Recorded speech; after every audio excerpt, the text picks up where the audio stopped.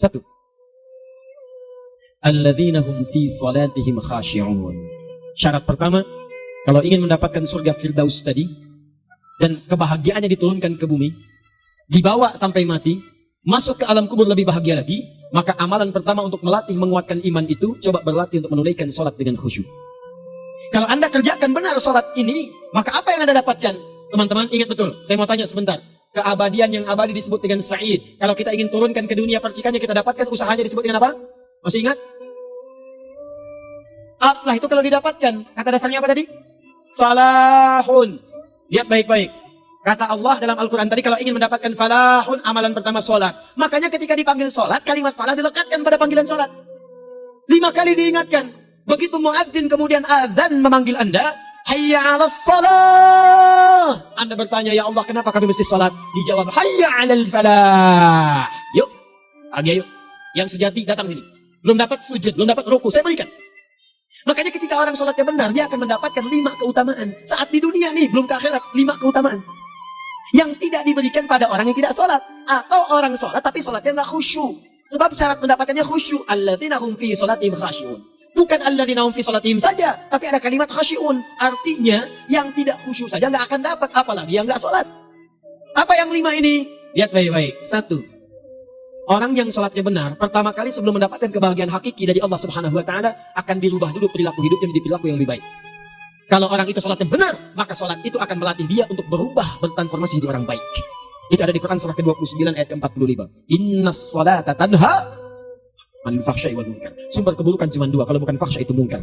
Maaf, pornografi, porno aksi, LGBT, kata-kata jorok, kotor itu fahsya. Di orang sholat kata Allah, mustahil berkata-kata kotor. Orang sholat tidak akan pernah mencela. Orang sholat tidak punya kata-kata jorok. Jika ada sekarang orang yang sholat senang mencela orang lain, itu berarti ada masalah dalam sholatnya. Dan dia belum dijamin sebagai ahli surga terbaik. Dan hidupnya nggak bahagia. Nggak bahagia. Aneh nih. Sholat tapi senang mencela orang. Aneh. Aneh. Yang paling bahaya adalah menikmati celahannya. Itu yang paling aneh. Anda ngaji. Anda ikut taklim. Taklimnya sesuai Quran. Taklimnya petunjuk sunnah. Anda sholat, nggak puasa. Tapi Anda masih senang mencela orang lain. Dan menikmati celahan itu. Kalau nggak mencela, kayaknya nggak komplit kehidupan. Maka ada yang salah dengan ibadah Anda. Ada yang keliru. Karena mustahil taat bertemu dengan maksiat. Itu mustahil. Mungkar, keburukan yang diingkari oleh hati. Sumbernya nafsu perut dengan akal. Bohong, mencuri, menipu, membunuh, merampok, membegal, mabuk, dan sebagainya. Itu namanya mungkar. Orang sholat gak mungkin mengerjakan mungkar. Jadi kalau sholat kita benar, cukuplah Anda sholat, maka Anda akan jadi orang baik. Makanya kata Nabi, Anda punya anak dari kecil, ajarin sholat. Sholat, kalau naik jadi balik, kerjakan terus. Kasih pelajaran, membuat dia mengerti. Kalau masih susah, berikan pelajaran. Ini saya terjemahkan dengan memukul. Mukul di Arab beda dengan konteks mukul sekarang. Mukul di Arab tuh ngasih pelajaran supaya ngerti. Anda bisa terjemahkan dengan konteks lain. Uang jajannya tahan, yang kesukaannya simpan dulu. Bisa dengan konteks kekinian. Tapi poinnya, kenapa anak Anda dari kecil ajarin sholat, sampai kenalkan dengan masjid, ajari 3 tahun bawa ke masjid, kenalkan dengan masjid. Gak ada masalah lari-lari itu sebelum waktu sholat. Kenalkan dulu. Dulu orang-orang tuh begitu, sebelum waktunya dikenalkan jalan. Begitu lari, biarin dulu. Setelah itu diberi pengertian, nah ini bukan tempat berlari, yang berlari di sana nanti, yang di sini nanti akan ada orang-orang baik semuanya. Terus anda lihat baris rapi. Kalau pengen baik ikutan baris nanti. Terus nanti ada yang mimpi di depan, namanya imam. Imam itu siapa ya? Tetangga kita bukan yang Pak Imam, bukan. Kalau tetangga kita namanya Imam S. Arifin. Kalau yang ini imam sholat namanya. Imam sholat itu nanti akan pimpin menyembah Allah. Allah siapa ayah? Allah itulah yang memberikan ayah rizki. Allah itu yang memberikan ayah rizki sehingga bisa beli tobot buat kakak. Beli robokar poli. Ini yang poli, ini yang embrace, ini yang heli. Ini kakak semuanya tuh. Yang kasih Allah. Nanti kalau kakak bagus bisa ikut rapi di sini. Allah akan senang, akan ditambah lagi oleh Allah. Oh begitu ya. Datang, begitu caranya. Ini bukannya waktu sholat belum dikenali udah dibawanya main-main di masjid. Bahkan ada yang agak repot lagi, di rumahnya susah diatur. Ya tuh, dibilang, kamu ini susah diatur, main sana ke masjid. Disuruh main, ya main di masjid. Yang salah bukan anaknya, orang tuanya. Apa rahasianya anak itu disuruh ke masjid, suruh sholat? Rahasianya, begitu anak itu sholat dengan baik, maka dia akan tumbuh jadi anak baik kemudian hari. Itu maksudnya. Nah sekarang saya agak bingung gini, pendidikan TK sekarang salah sih, enggak, cuma saya agak bingung mikirnya. Ini anak belum diajarin sholat, udah diajarin manasik. Itu bagaimana cara berpikirnya Ferguson? Agak repot saya mikirnya tuh ya. Walaupun salah sih enggak, cuma saya bingung gitu. Kenapa enggak dikerjakan tahap yang pertama dulu? Tangga itu kan berurutan. Enggak bisa Anda lompat langsung ke 5. Kan 1, 2 belum terlewati. Jelas ya? Ini gambarannya. Sholat nih. 1 pasti baik. Jadi kalau sekarang sholat, lisan belum baik, mata belum baik sampai ke kaki, berarti ada yang salah sholatnya tuh. Ada yang nggak tepat? Tangan sembarangan snack orang ambil. Gawas. Tuh sendal orang mau wudhu nggak ada sendal pakai sendal orang. Udah bilang belum? Kehujanan pakai payung orang. Udah bilang belum? Ya kan gampang Ustaz. Ini kan juga mungkin diikhlaskan karena Allah. Ya ikhlas cuman pakainya belum minjam. Bagaimana kalau sedang pegang payung itu keluar Anda meninggal? Nah, coba mikirin ke situ. Coba ke kantor. Kalau didorong proyek yang nggak jelas kita tanda tangan, pikirin dulu bagaimana kalau meninggal. Kemarin saya sama teman-teman artis saya katakan begini. Anda ya, kalau Anda mengaji dengan saya, jangan pernah menerima peran maksiat.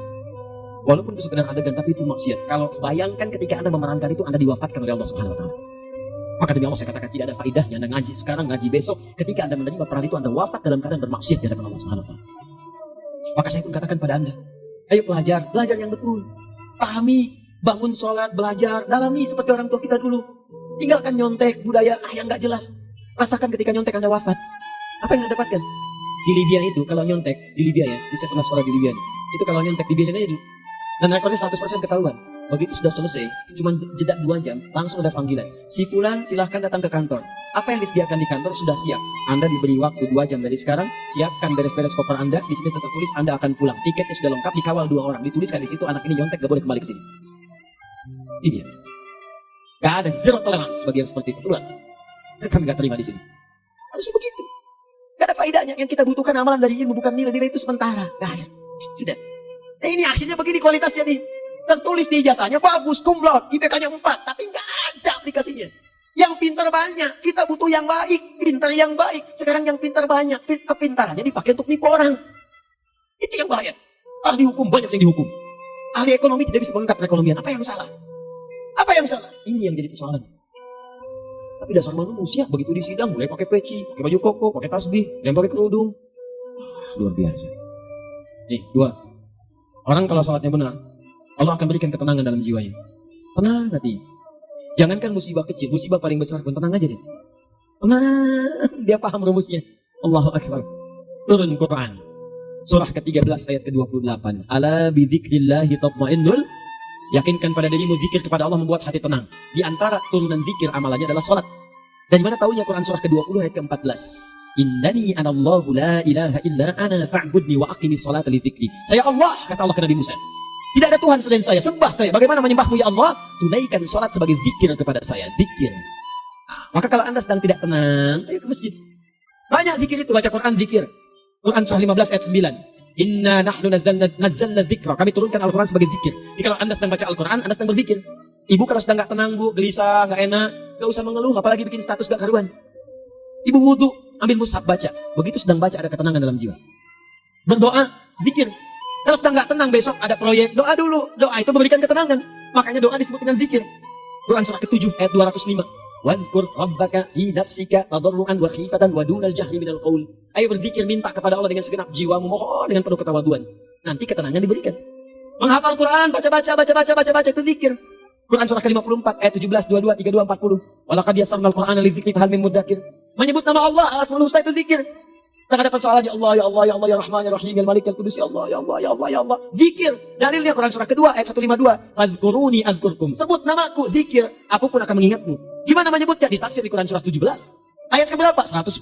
Qulillah, awit ar-Rahman, ayyamma tad'u falahul asmaul husna. Sebut nama Allah. Itu menentramkan pada jiwa. Sedangkan salat gabungan dari semua zikir tadi. Bukankah dalam salat Anda baca Al-Quran? Bukankah dalam salat Anda menghafal Al-Quran? Bukankah dalam salat Anda berdoa? Bukankah dalam salat Anda istighfar? Anda mohon digabungkan semua itu. Amalan salat menggabungkan semua jenis zikir. Masa Anda nggak tenang juga?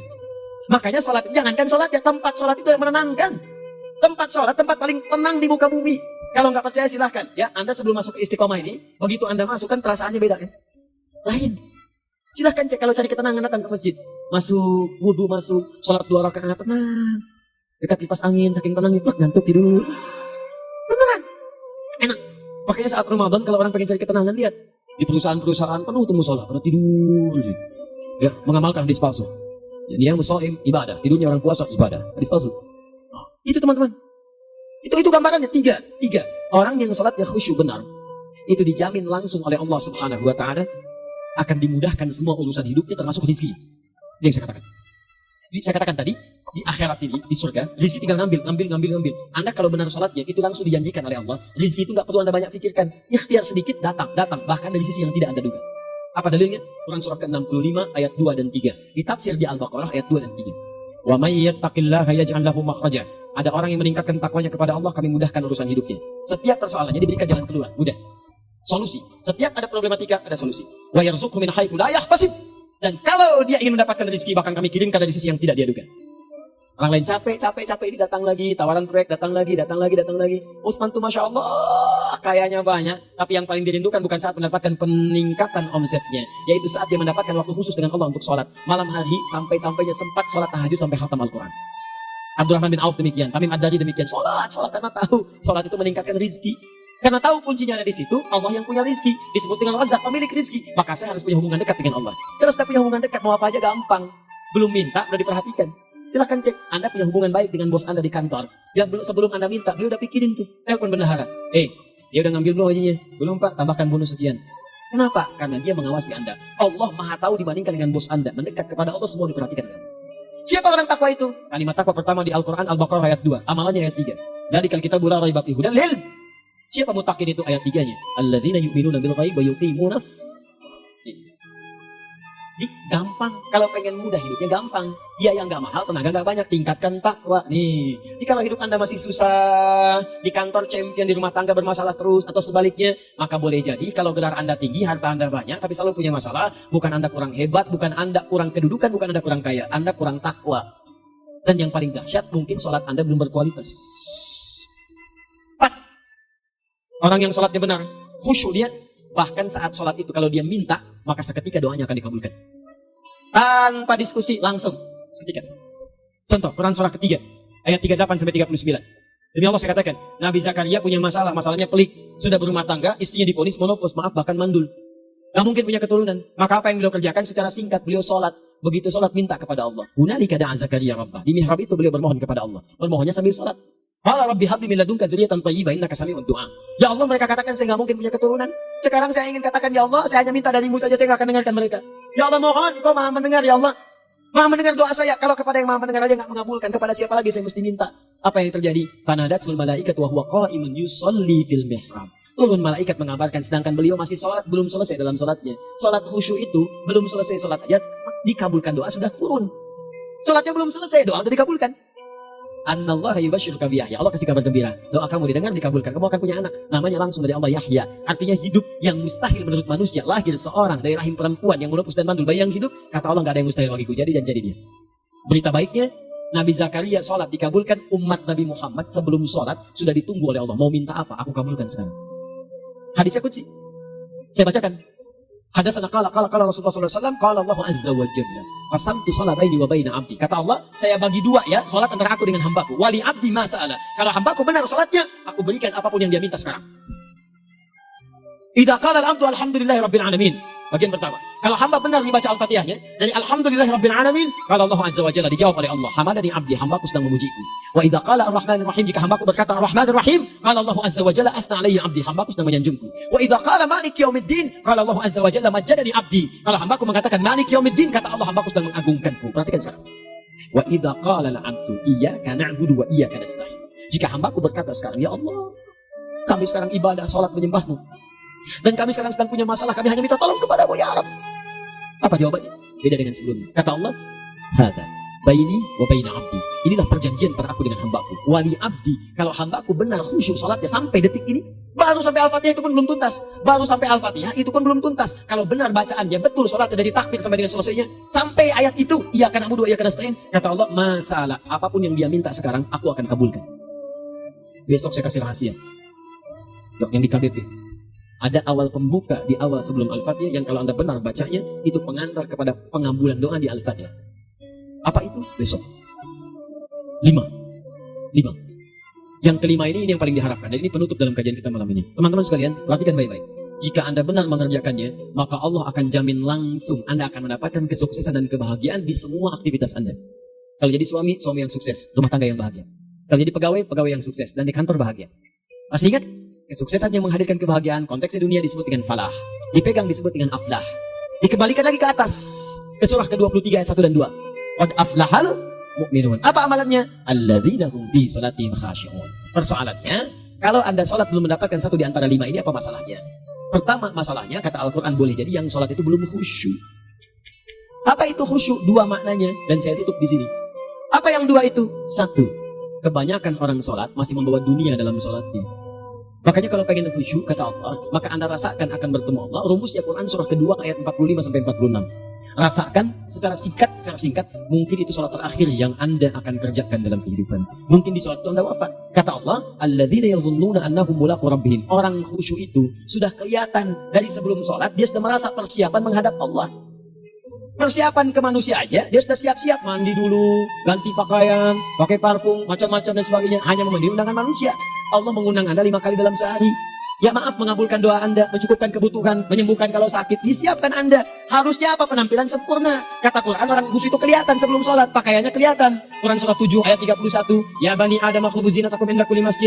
Ya anak cucu Adam, kalau tiba panggilan dari masjid, kenakan pakaian terbaikmu. Di anak cucu Adam tuh kelihatan. Kalau orang khusyuk, begitu adzan kelihatan pakaiannya lain. Pakaiannya indah. Khudzu zinatakum, kenakan pakaian terbaikmu. Dipakai, bertemu Allah. Bertemu manusia ya pakaian bagus-bagus. Ini aneh ya, ada orang salah ibadah aja. Orang salah ibadah pakaiannya bagus-bagus. Lihat di hari-hari tertentu, besok tuh. Orang mau ke tempat masing-masing tuh. Ada yang pakai jas, pakai dasi, pakai batik, pakai kebaya. Anaknya dibawa, dikuncir 2, bawa manisan macam-macam. Mau salah ibadah aja, tampilan bagus. Masa antum yang benar ibadahnya nggak bagus? Beda kan? Pakaian futsal, pakaian sholat ganti dengan yang sholat. Ini gimana pakaian sholat pakai pakaian futsal? Depannya gambar Messi, belakang Ronaldo. Repot. Malaikatnya juga bilang, kamu salah baju, harusnya Luka Modric. Hafal saya. Ayo mau tanya apa? Mourinho dipecat saya tahu. Lagi nganggur, saya ditawarin Benfica dia nggak terima. Sekarang jadi dia komentator di Bein Sport. Nanti sebentar lagi dia akan komentar di laga Saudi dengan Qatar dan komentar laga Arsenal dengan Ipswich. Digantikan oleh Solskjaer. Dia super sub dulu. Ya, super sub. Ya, the baby assassin, ya, pembunuh yang berwajah baby face. Masuknya di akhir-akhir, gol. Sekarang melatih dia 5 kali kemenangan, belum kalah sama sekali. Saya hafal itu. Tapi masih di urutan ke-6. Tapi jaraknya ke yang keempat itu tinggal 3 poin lagi. Hafal sih, Liverpool tahu cuma 4 poin sekarang bedanya, kemarin 7. 7 kalah 2-1 sama Manchester City. Walaupun banyak analisis yang menyebutkan mungkin itu diberikan saja kan, karena ada yang lain-lain. Hafal kedua Manchester City. Hafal saya. Ayo mau tanya apa lagi? Tottenham Hotspur ke bawahnya, ada Chelsea, ada Arsenal, baru kemudian Manchester United.